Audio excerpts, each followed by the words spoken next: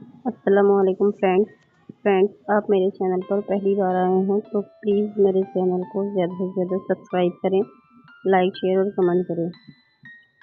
पुराने समय में एक राजा हुआ करते थे जिनका नाम था राजा भोज। राजा भोज से कई जुड़ी कथाएं प्रचलित है। इन्हीं कथाओं में एक कथा ये जानिए। इस कथा में पुण्य को नश्वर चीज़ों से महान बताया गया है। दिन भर काम में व्यस्त रहने के बाद गहरी नींद में सोए हुए थे राजा भोज। सपने में एक दिन दिव्य पुरुष के दर्शन हुए। राजा भोज ने बड़ी विनम्रता से उनका परिचय पूछा। वह बोले, मैं सत्य हूँ। मैं तुम्हारी उपलब्धियों का वास्तविक रूप से दिखाने आया हूँ। आओ मेरे साथ। राजा उत्सुकता और खुशी से उनके साथ चल दिए। राजा भोज खुद को बड़ा धर्मात्मा समझते थे। उन्होंने अपने राज्य के कई मंदिर, धर्मशालाएं, कुएं और नदी आदि बनवाए थे। उनके मन में इन कामों के लिए गर्व भी था। दिव्य पुरुष राजा भोज को उनके ही शानदार बगीचे में लेकर गए। बोले, तुम्हें इस बगीचे का बड़ा अभिमान है ना। फिर उन्होंने एक पेड़ छुआ और वहाँ ठुंड हो गया। खुद एक करके सभी सुंदर फूलों से लदे वृक्षों को छूते गए और वे सब ठुड्ड होते चले गए। इसके बाद उन्हें भोज के एक स्वर्णजड़ित मंदिर के पास ले गए। भोज को वहाँ मंदिर बहुत प्रिय था। दिव्य पुरुष ने जैसे ही उसे छुआ, वह लोहे की तरह काला हो गया और खंडर की तरह गिरता चला गया। यह देखकर राजा के तो होश उड़ गए। वह दोनों उन सभी स्थानों पर गए जिन्हें राजा भोज ने चाव से बनवाया था। दिव्य पुरुष बोले, राजन, भ्रम में मत पड़ो। भौतिक वस्तुओं के आधार पर महानता नहीं आंकी जाती। दिव्य पुरुष ने कहा, एक गरीब आदमी द्वारा पिलाए गए एक लोटे जल की कीमत उसका पुण्य किसी धनिक और करोड़ों मुद्राओं से कहीं अधिक है। इतना कहकर वे अंतर्धान हो गए। राजा भोज ने सपने पर गंभीरता से विचार किया और फिर ऐसे कामों में लग गए जिन्हें करते हुए उन्हें यश पाने का लालच बिल्कुल नहीं रहा। फ्रेंड्स, इस कथा से सीख मिलती है कि भौतिक चीजें नश्वर है, इन पर गर्व करना बड़ी मूर्खता की बात है। राजा भोज नदी किनारे टहल रहे थे। उन्हें सिर पर लकड़ियों का बंडल ले जाता एक वृद्ध व्यक्ति दिखाई दिया। वह पसीने से तर हो रहा था, लेकिन प्रसन्न दिख रहा था। राजा ने पूछा, तुम कौन हो? उसने उत्तर दिया, मैं राजा भोज हूँ। राजा ने फिर पूछा, कौन? उसने पुनः उत्तर दिया, राजा भोज। राजा जिज्ञासा से भर गए और बोले, तुम राजा भोज हो तो अपनी राय बताओ। उसने लकड़हारे ने जवाब दिया, मैं प्रतिदिन 6 पैसे कमाता हूँ। राजा ने उस व्यक्ति से पूछा, तो तुम्हारा खर्च कितना है? तुम्हारा राज्य कैसे चलता है?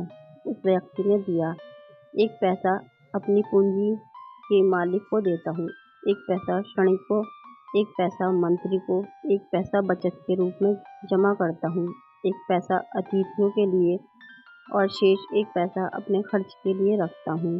राजा ने पूछा, कृपया विस्तार से बताएं।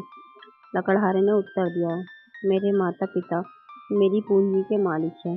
उन्होंने मेरा लालन पालन में निवेश किया है। मेरे बच्चे मेरे ऋणी हैं। बड़े होकर वे भी पितृऋण चुकाएंगे। मेरी पत्नी मेरी मंत्री है, वही मेरा घर चलाती है। वही मेरी सबसे अच्छी मित्र और सलाहकार है। राजा ने संकोच पूर्वक पूछा, क्या तुम बचत भी करते हो? वृद्ध व्यक्ति ने उत्तर दिया, जो व्यक्ति अपने भविष्य के लिए बचत नहीं करता, उससे बड़ा कोई बेवकूफ नहीं होता। जीवन अनिश्चितताओं से भरा हुआ है। प्रतिदिन मैं 1 पैसा अपने खजाने में जमा करता हूँ। राजा बोले, कृपया अपनी बताना जारी रखें। लकड़हारे ने कहा, 5वां पैसा मैं अपने अतिथियों की खातिरदारी के लिए सुरक्षित रखता हूँ। एक गृहस्थ होने के नाते यह मेरा कर्तव्य है। और 6ठा पैसा मैं अपने लिए रखता हूँ, जिससे मैं अपने रोजमर्रा के खर्च चलाता हूँ। राजा भोज उस लकड़हारे से बहुत प्रसन्न हुए। राजा भोज और गंगू तेली वाली कहावत तो लोगों के बीच घटी किसी कहानी से निकली लगती है, लेकिन इस कहानी में एक तीसरा भी है। दो लोगों के बीच फर्क बताने के लिए इस कहावत का खूब इस्तेमाल होता है। राजा भोज मतलब बड़ा और गंगू तेली मतलब छोटा। कहावत से ऐसा लगता है इसके पीछे दो लोग रहे होंगे, कोई राजा और कोई दूसरा आदमी। लेकिन जो हम आपसे कहें कि इसमें कोई तीसरा भी घुसा हुआ है, तो अब तीसरा पढ़कर आपको लगे कि पति पत्नी और वो का मामला लग रहा है, तो ऐसा नहीं है बंधु, लेकिन तीसरा जरूर है। इस तीसरे की कहानी हम आपको बताएंगे। पहले आपको राजा भोज से मिलवाते हैं। राजा भोज परमार वंश के 9वें राजा थे। राजा भोज 55 वर्ष के जीवन में कई लड़ाइयाँ लड़े और जीते। मध्य प्रदेश का धार उनकी राजधानी हुआ करता था। इतना नहीं, उन्होंने मध्य प्रदेश की राजधानी भोपाल शहर को भी बसाया था। तब उस शहर को भोजपाल नगर कहा जाता था, जो वक्त के साथ पहले भोपाल और अब भोपाल के नाम से जाना जाता है। तो ये हुआ एक राजा का परिचय, लेकिन उनका एक परिचय भी है। फारसी विद्वान अल-बरूनी जी, जो 1819 में महमूद गजनवी के साथ भारत आए थे, उन्होंने भी अपनी एक कहानी में राजा भोज का जिक्र किया है। भोज बड़े विद्वान भी थे। इनके पास धर्म, व्याकरण, भाषा, कविता आदि का ज्ञान था। भोज ने सरस्वती कंठहरण, श्रृंगार मंजरी, चंपू मायर जैसे कई ग्रंथ लिखे, जिसमें से 80 आज भी उपलब्ध है।